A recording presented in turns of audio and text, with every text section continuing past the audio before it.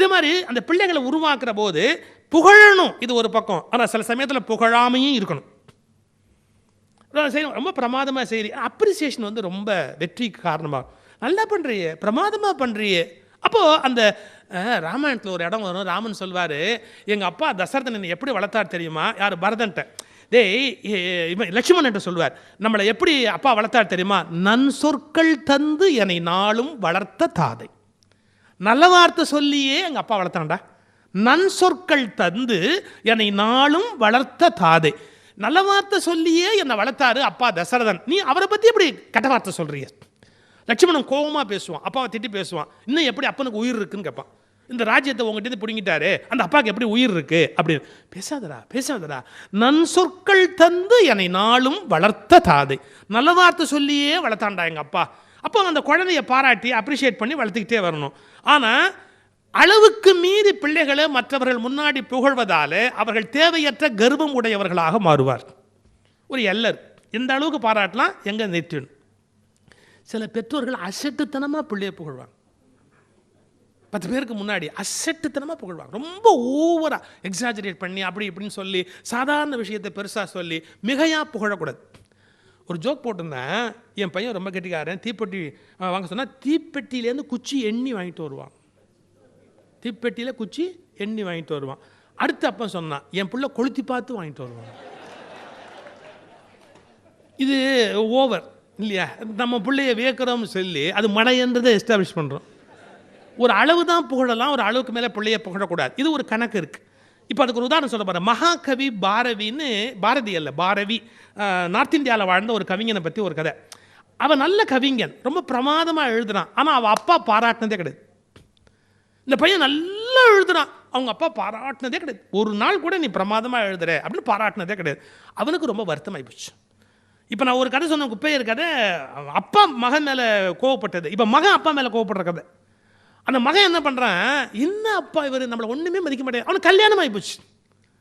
அப்படியும் அப்பா ஒரு நாள் கூட பாராட்டி ஒரு வார்த்தை கூட சொன்னதே கிடையாது. அவன் முடிவு பண்ணிட்டான், இந்த அப்பாவை போட்டு தள்ளிடுது. ஒரு நாள் என்னை பாராட்டினதே இல்லை, நான் நல்லா ஒரே என்னை பாராட்டுது, இந்த மனுஷன் என்னை பாராட்ட மாட்டேங்கிறானே அப்படின்னு முடிவு பண்ணிட்டு பாருங்க, வாழை உருவிக்கிட்டு அவரும் அம்மாவும் இருக்கிற ரூமுக்குள்ளே உள்ள போகிறான். அவரை வெட்டிடணும். இந்த வாழை இப்படி மேலே தூக்கினா, அவங்க அப்பாவும் புலவர், இவனும் புலவன். அந்த புலவர்கள் வீட்டில் இந்த ஓலை நறுக்கில் நிறைய பாட்டெல்லாம் எழுதி எழுதி எழுதி எழுதி மேலே இருக்கும். இப்படி தூக்கலாம் பாருங்க வாழை, ஒரு ஓலை அப்படி நறுங்கி அப்படி மேலே கட்டாயி கீழே விழுந்து. என்ன இருந்தாலும் இவன் புலவன் தானே, அதில் என்ன எழுதியிருக்குன்னு படித்தான். கொல்ல போகிற போது கூட அதில் என்ன இருக்குன்னு இப்படி எடுத்து படித்தான். அதில் என்ன எழுதியிருக்கு, எந்த காரியத்தை செய்வதாக இருந்தாலும் ஒரு முறைக்கு 100 முறை யோசித்து செய்யும். அந்த கரெக்டாக அந்த வேர்டு அவனுக்கு நல்ல நேரம். எந்த காரியம் செய்வதாக இருந்தாலும் ஒரு முறைக்கு 100 முறை யோசித்து செய்யவும். அதை படித்தான் பாருங்க. ஆஹா, அப்போ அம்மா கேட்குற அப்பாட்ட, நம்ம பிள்ளை எவ்வளவு நல்லா கவிதை எழுதுறான், எவ்வளவு பிரமாதமாக கவிதை எழுதுறான், ஊரே பாராட்டுது, ஆனால் நீங்கள் ஒரு வார்த்தை மட்டும் அவனை பாராட்டவே மாட்டேங்கிறீங்களே, இது என்ன நியாயம்? ஏன் நம்ம பிள்ளைய பாராட்டினா என்ன? அவன் நல்ல கவிஞன்னு உங்களுக்கு தெரியாதா? அம்மா கேட்குறா. அவர் சொல்கிறாரு, அசடே, அவன் எவ்வளோ பெரிய கவிஞன்னு எனக்கு தெரியும், எவ்வளவு சிறந்த கவிஞன்னு எனக்கு தெரியும். ஆனால் ஒன்று, நான் பாராட்டிவிட்டேன்னா அதோட நின்று போயிடுவான். அந்த அச்சீவ் பண்ணிட்டோம் அப்படின்னு அவன் நின்று போயிடுவான். இப்போ நான் பாராட்டாமல் இருந்தால் அப்பாட்ட பாராட்டு வாங்கணும், அப்பாட்ட பாராட்டு வாங்கணும், அப்பாட்ட பாராட்டு வாங்கணும்னு அவனுடைய தி பெஸ்ட் என்னவோ அது வெளியே வரும் இல்லையா? அவனுடைய மேக்சிமம் டேலண்ட் வெளியே வரணுங்கிறதுக்காக நான் என்னை கஷ்டப்பட்டு அடக்கி கொண்டு நம்ம பிள்ளைய பாராட்டாமல் இருக்கிறேன். உடஞ்சி போயிட்டான். ஐயோ, இந்த அப்பாவை கொல்லலாம்னு நம்ம வந்துட்டோமே, எவ்வளவு பெரிய மனுஷன், நம்முடைய மேக்சிமம் திறமை வெளியில் வரணுங்கிறதுக்காக இப்படி ஒரு அப்பாவா அப்படின்ட்டு அந்த கத்தியை உடனே அப்படியே கீழே போட்டு நேராக அப்பா அம்மா காலில் போய் விடும். அப்பாட்ட சொன்னால், நான் அது மாதிரி தப்பு பண்ணிட்டேன்ப்பா, நான் உங்களை கொல்லலாம்ன்ற ஐடியாவோட வந்துட்டேன், இப்போ எனக்கு நான் என்ன பண்ணுறதுன்னு தெரில, நீங்கள் என்ன தண்டனை கொடுக்குறீங்களோ அந்த தண்டனையை நான் ஏற்றுக்கிறேன், ஏன்னா நான் தப்பு பண்ணிட்டேன், உங்களை கொல்லணுன்ற எண்ணத்தோடு வந்துட்டேன். உலகத்தில் எண்ணங்கள் தான் ரொம்ப மோசம், எண்ணங்கள் தான் எல்லாத்துலேயும் அளவாக எடுத்துக்கொள்ளப்பட வேண்டியவை. என்னை கேட்டால் செயல்கள் கூட பெரிய பிரச்சனை இல்லைங்க, எண்ணங்கள் தான் கணக்கில் எடுத்துக்கொள்ளப்பட வேண்டியது. ஏன்னா எண்ணங்களுக்கு அவ்வளோ பெரிய விஷயம். நான் தப்பாக நினச்சிட்டேன் இல்லை, அந்த எண்ணம் தப்பு தானே அவனை கொல்லலாம்னு, எனக்கு தண்டனை கொடு. அப்பா ரொம்ப படித்தவர், இந்த தண்டனை கடை நீங்கள் ஆச்சரியப்படுவீங்க. நீ கொலை பண்ணிட்ட, கொலை பண்ணுறதா நினச்சிட்ட, அதுக்கு கிட்டத்தட்ட நீ தற்கொலை பண்ணிக்கிற மாதிரி ஒரு அவமானம் உனக்கு வந்தால் தான் சரியாக இருக்கும்.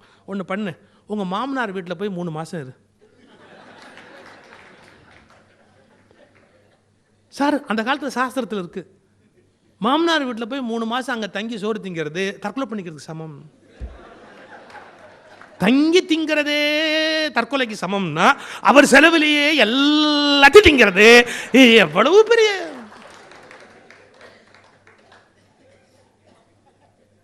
இதெல்லாம் பழைய சாஸ்திரத்தில். அவன் போய் உட்காந்துருந்தான், மாமனார் வீட்டில் போய் உட்காந்துருந்து 3 மாதம் இருந்துட்டு கிட்டத்தட்ட அதாவது ஒரு பெரிய அவமானம்னு நினைக்கிறான் பாருங்க. அப்படி பிள்ளை அப்பாவை தப்பாக நினச்ச இடமும் உண்டு, அப்பா பிள்ளையை தப்பாக நினச்ச இடமும் உண்டு, தப்பாக நடந்துக்கிட்ட இடமும் உண்டு. ஆனால் இவைகளை எல்லாம் மனதில் வைத்துக்கொண்டு நம்முடைய பிள்ளைகளை நாம் கவனிக்கணும். இந்த பையனுடைய திறமை என்ன, நம்ம பாராட்டாட்டே அவன் ஏங்கி போயிடுவானா, அப்ரிஷியேட். நீங்கள் நல்ல ரேங்க் வாங்கிட்டு வந்திருப்பான், வெரி குட், நல்ல மார்க் வாங்கியிருக்கிறியே, நீ நல்லா படிக்கிறியே, உனக்கு நல்லா புரியுது, அது புரியும். அப்போ அந்த குழந்தை வளருவதற்கான காரணம் எங்கே பாராட்டணுமோ அங்கே பாராட்டணும், எங்கே பாராட்டக்கூடாதோ அங்கே பாராட்டாமல் இருக்கணும். இப்போ நான் 3லேருந்து 8, 8லேருந்து 12 வயசு வரைக்கும் ஒரு குவாலிட்டி. இந்த 12க்கு அப்புறமா 16 வருகிற போது இன்னொரு சிக்கல் வரும். டீனேஜ் பசங்களை வளர்க்குறது, டீனேஜ் பெண்களை வளர்க்குறது ரொம்ப ரொம்ப ரொம்ப ரொம்ப கஷ்டமான விஷயம். இது என்ன பெரிய கஷ்டம், அதில் என்ன பெரிய ப்ராப்ளம்? முதல் விஷயம் காமம், 2வது விஷயம் கோபம். இந்த காமத்துக்கும் கோபத்துக்கும் என்ன காரணம்? உள்ளே நடக்கிற ரசாயனம். அதுக்கு பிள்ளைகளை நம்ம கோவப்படக்கூடாது, நாம் அதுக்கு மேலே திருப்பி அவங்கள திட்டிக்கிட்டு இருக்கக்கூடாது. 12 வயசுலேருந்து பரு அரும்ப ஆரம்பிக்கும். 16 வயசு வரும்போது இன்னும் கொஞ்சம் அந்த மீசை முளைக்கிற ஒரு பருவம். அப்போ என்ன ஆகுதுன்னா யாரையும் எதிர்க்கணும்னு தோணும், யார்த்தையும் மரியாதை இல்லாமல் பேசணும் அப்படின்னு தோணும். அது அவன் கோளாறு இல்லை, உள்ளே இருக்கிற ஹார்மோனோட பிரச்சனை. இன்னும் பச்சையாக சொல்லட்டுமா, அப்படி அவன் இருந்தால் தான் சரியான ஆம்பளை. இன்னும் எழுத்து பேசுகிறான். இன்னொன்று சொல்லட்டுமா, மீசை முளைகிற வயசில் பையன் அம்மாட்டியோ அப்பாட்டியோ பேசவே மாட்டான். நீங்கள் 100 கேள்வி கேட்டால் ஒரு சொல்லுவான். சாயங்காலம் பள்ளிக்கூடத்து வருவியா, சாப்பிட வருவியா, உனக்கு ஏதாவது வச்சிருக்கணுமா, இந்த இவ்வளோ பெரிய கேள்வி கேட்கணும். பேச்சு தொலையன் வாயை அப்படியே பொத்திக்கிட்டு இருக்கிறேன், அவனுக்கு என்ன வாயில் கொழுக்கட்டியாக வச்சிருக்க, அந்த அம்மா கோவம் வரும். எது கேட்டாலும் அப்படியே உட்காந்துருக்கேன், உங்கள் அப்பன மாதிரி. பேச வேண்டிய நேரத்துலலாம் பேசவே மாட்டேன், பேச வேண்டாத நேரத்தை பேசுவேன். நீ எங்கிட்ட பேச மாட்டேன், வேற யாராவது பார்த்தா இழிச்சிக்கிட்டு பேசுவேன். எல்லாத்தையும் சேர்த்து அந்த அம்மா கொட்டுன்னு கொட்டுவேன். வேற யாராவது பார்த்தா இழிச்சிக்கிட்டு பேசுவேன். எங்கிட்ட பேசுறதா இருந்தால் மட்டும் உங்களுக்கு பேச்சே வராது, வாயை திறந்து பேச. அம்மா உங்களுக்கு சயின்ஸ் தெரியல, டீனேஜில் அந்த ஹார்மோன் சுரக்க ஆரம்பிச்ச உடனே ஆம்பளை பையனுக்கு பேச்சு வராது. பேச்சு வரலன்னு அதான் ஆம்பளை ஆகிட்டு இருக்கிறான்னு அர்த்தம்.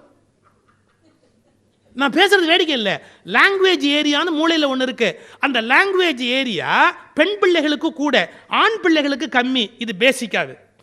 தொண பேசுறது ஒரு பொம்பளை பிள்ளையால முடியுமே ஒழிய ஒரு ஆம்பளை பையலால் முடியாது. ஆஃப்டர் அட்டைனிங் பியூபர்ட்டி பொம்பளை பிள்ளைங்க ஜாஸ்தியாக பேசுவாங்க, ஏன்னா பருவம் அடைஞ்சிட்டாங்க. நீங்கள் திருப்பாவை எடுத்து பாருங்க, திருவம்பாவை எடுத்து பாருங்க. முத்தன்ன வெண்ணகையாய் ஒன்னித்தில நகையாய், சும்மாவாது சிரிக்கிறது, அர்த்தமே இல்லாமல் சிரிச்சு உட்காந்துருப்பாங்க. இந்த 14-15 வயசு பொண்ணுங்க பாருங்க, கிச்சு கிச்சு கிச்சு கிச்சுன்னு சிரிச்சுக்கிட்டே உட்காந்துருக்காது பாட்டுக்கு. ஏன் சிரிக்குது, என்னத்துக்கு சிரிக்குது அது தெரியாது. அதுக்கு மாட்டி பேசிக்கிட்டே இருக்கும், மாற்றி மாற்றி மாற்றி மாற்றி பேசிக்கிட்டே இருக்கும். பொம்பளை பிள்ளைங்களுக்கு பருவம் அடைஞ்ச உடனே பேச்சு ஜாஸ்தி ஆகும், ஆம்பளை பிள்ளைங்களுக்கு பருவம் அடைகிற போது பேச்சு நின்று போகும். பேசிக் டிஃபரன்ஸ். நம்ம கல்வி திட்டமே பொம்பளை பிள்ளைகளுக்கு சாதகமானது, ஆம்பளை பசங்களுக்கு எதிரானது. நம்ம கல்வி திட்டமே ஆம்பளை பிள்ளைகளுடைய ஆட்டிடியூடுக்கு தகுந்த மாதிரி நம்ம கல்வி கிடையாது. பொம்பளை பிள்ளைங்களுடைய ஆட்டிடியூட், ஃபர்ஸ்ட் ரேங்க் பொம்பளை பிள்ளை வாங்குறாங்கிறது பெருமையாக சொல்லாதீங்க. கல்வி திட்டமே பெண்கள் முன்னேறுவதற்காக வடிவமைக்கப்பட்டது. ஏன் ஆங்கிலேயர்களுக்கு தனக்கு அடங்கி போவதற்கான பெண் போன்ற ஆண்கள் தேவைப்பட்டார்களே ஒழிய அவர்களுக்கு ஆண்கள் தேவைப்படவில்லை. பெரிய கொடுமை சார் அது. நம்முடைய கல்வி திட்டமே ஆம்பளை பசங்களுக்கு உரியதாக வடிவமைக்கப்படவில்லை. ஆம்பளை பையன் ஓடிட்டே இருப்பான், ஒரு இடத்துல உட்கார மாட்டான். ஸ்கூல்லேயே இங்கே நாங்கள் ஜம்ப் பண்ணுவோம், இது அப்படியே சமத்தா உட்காந்துருக்கும்.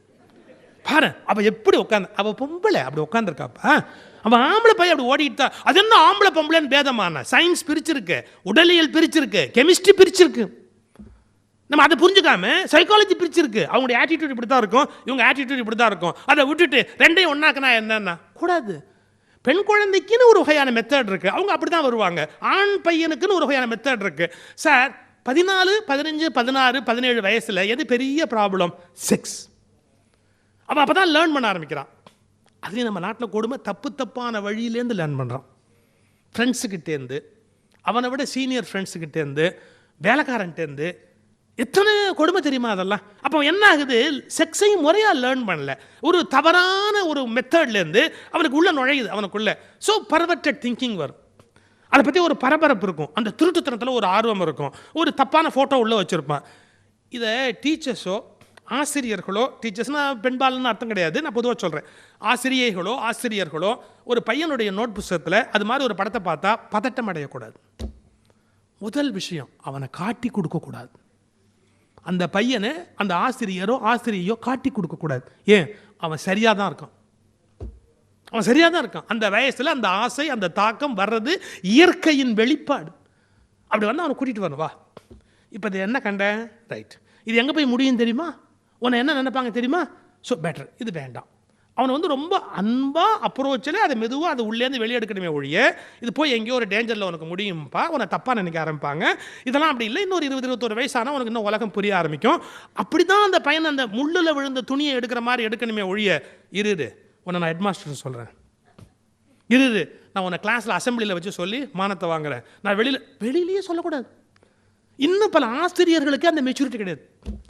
அந்த பையனை எப்படி டீல் பண்ணும்? இலங்கையில் ஒரு சம்பவம் நடந்தது சார். ஒரு ஆசிரியை இது மாதிரி ஒரு பையன் 15 வயசு பையன் புத்தகத்தில் பார்த்துட்டு, உன்னை இப்போவே நான் அசம்பிளியில் சொல்லி பிரின்ஸ்பால்கிட்ட சொல்லி, அவன் அப்படியே கிளாஸை விட்டு ஓடிப்பிட்டான் பயந்து.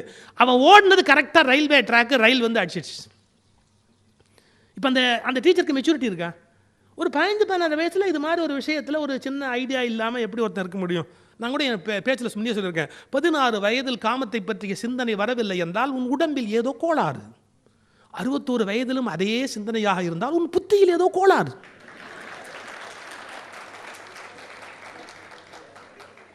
Where to start, when to start and when to end. There is stay. அது ஆட்டோமேட்டிக்காக 15-16 வயசில் ஸ்டார்ட்டாக தான் செய்யும். பாரதியினுடைய காதல் இளம் பருவத்து காதல பாடுறான், இளம் பிராயத்து காதல பாடுறானே, பாரதி என்ன கோமாளியா? So it's quite natural. அந்த குவைட் நேச்சுரல்ங்கிறத பேரண்ட்ஸ் புரிஞ்சுக்கணும், டீச்சர்ஸ் புரிஞ்சுக்கணும், சொசைட்டி புரிஞ்சுக்கணும். அவனை எப்படி ஷேப் பண்ணலாம் அப்படிங்கிற அக்கறை, ஒரு கன்சர்ன், அவனை எப்படி மாற்றலாம் அப்படிங்கிறதுக்கான ஒரு விஷயம்.